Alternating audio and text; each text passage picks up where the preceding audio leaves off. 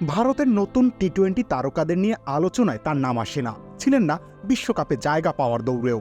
মার্কাটারি ক্রিকেটের সাথে তার নাম যায় না। সাই সুদর্শন প্রতিনিয়ত পারফর্ম করে যান যেন অনেকটা নিভৃতেই। এরই ধারাবাহিকতায় চেন্নাই সুপার কিংসের বিপক্ষে অতিমানবীয় এক ইনিংস খেলেছেন তিনি। আহমেদাবাদে এদিন মাত্র 51 বলে 103 রান করেছেন এই তরুণ।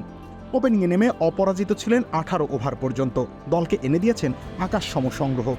শুভমান গিলের সঙ্গে গড়েছেন আইপিএলের রেকর্ড ওপেনিং পার্টনারশিপ। তাদের 210 রানের ম্যারাথন জুটিতে ভর করেই রেকর্ড পুঁজি পেয়েছে গুজরাট।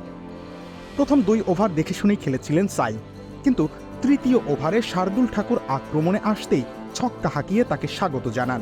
এরপর সময় যতই গড়িয়েছে আক্রমণের ধার ততই বাড়িয়েছেন সাই সুদর্শন। ব্যক্তিগত 50 রানের মাইলফলক স্পর্শ করেছেন মাত্র 32 বলে। যদিও ব্যক্তিগত মাইলফলক তুষ্ট করতে পারেনি এই বামহাতিকে। চেন্নাইয়ের বোলারদের উপরে আরও আক্রমণাত্মক হয়ে ওঠেন তিনি। পাওয়ার হিটিং আর ক্লাসিক্যাল শটের মিশ্রণে অপূর্ব ব্যাটিং প্রদর্শনী দেখান সে সময়। 17তম ওভারে আসে সেই মহেন্দ্র খন। ছক্কা মেরে 3 অঙ্কের ঘরে প্রবেশ করেন এই তারকা। 32 বলে 50 রান থেকে 50 বলে পৌঁছে যান 100 রানের মাইল ফলকে। অর্থাৎ শেষ 50 রান করতে সাই সুদর্শনকে কেবল 18 বল খেলতে হয়েছে। সেঞ্চুরি পূর্ণ করার পরের বলে অবশ্য আউট হয়ে ফিরেছেন, কিন্তু ততক্ষণে কাজের কাজ করে ফেলেছেন। আউট হওয়ার সময় নামের পাশে জলজল করছিল 51 বলে 60টি ছক্কা আর 5টি চারে সাজানো 103 রানের অনবদ্য এক ইনিংস। ভারতের আগামী দিনের টি-20 তারকাদের তালিকায় সাই সুদর্শনের নাম আসে না, কিন্তু ইতোমধ্যেই 2024 আইপিএলে করে ফেলেছেন 500-এর বেশি রান।